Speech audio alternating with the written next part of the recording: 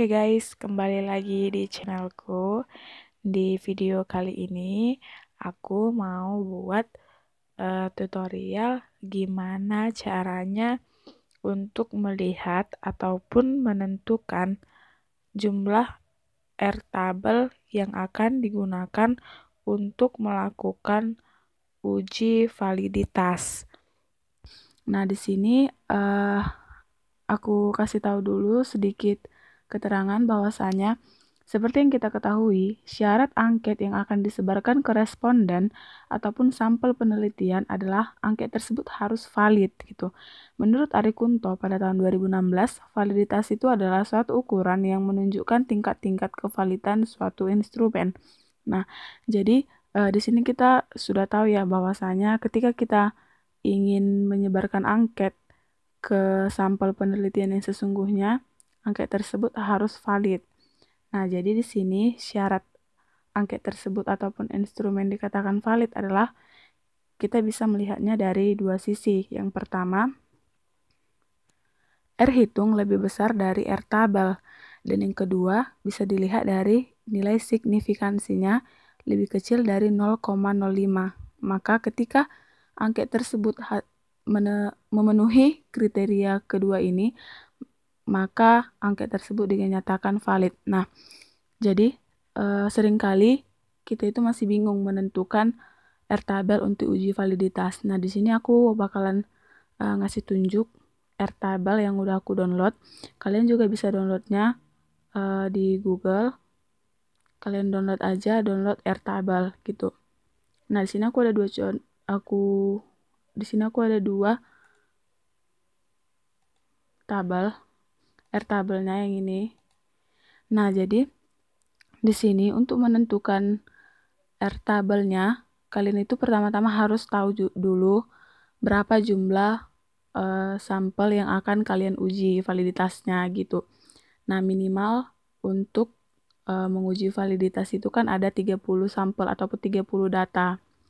Nah, jadi misal di sini sampel yang akan kuuji ataupun data yang akan kuuji tingkat kevalidannya itu ada 30 data. Nah, untuk melihat airtable yang akan digunakan adalah tergantung pada airtable mana yang kalian pakai. Nah, di sini aku pakai airtable dengan rumus DF sama dengan N dikurang 2, di mana N ini adalah jumlah data yang akan kita uji validitasnya dikurangi 2.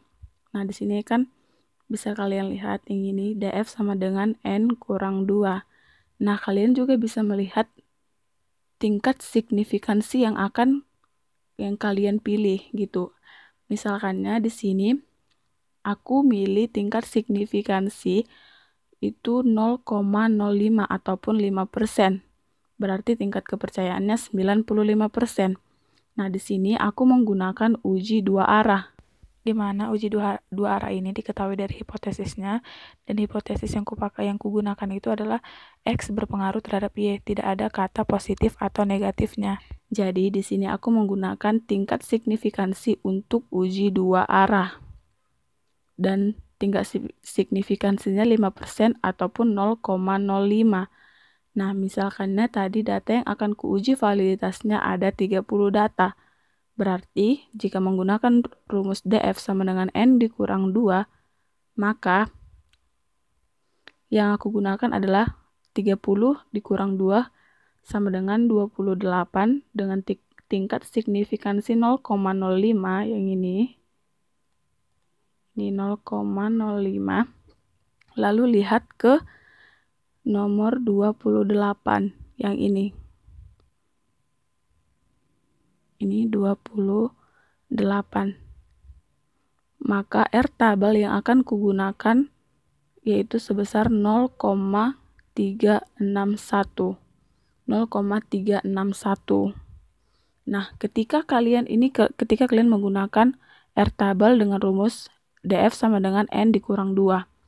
Nah, selanjutnya ketika kalian melihat dari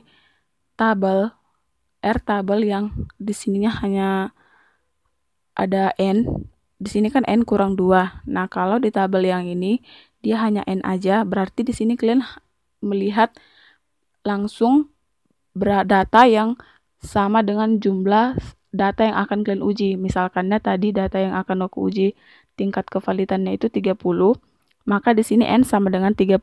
Maka bisa kita lihat N30 yang ini 30 dengan taraf signifikansi 5%, berarti yang ini ya 0,361. Nah, hasilnya ataupun R tabelnya baik menggunakan DF N-2 maupun hanya menggunakan tabel R yang N ini, itu hasilnya sama aja gitu.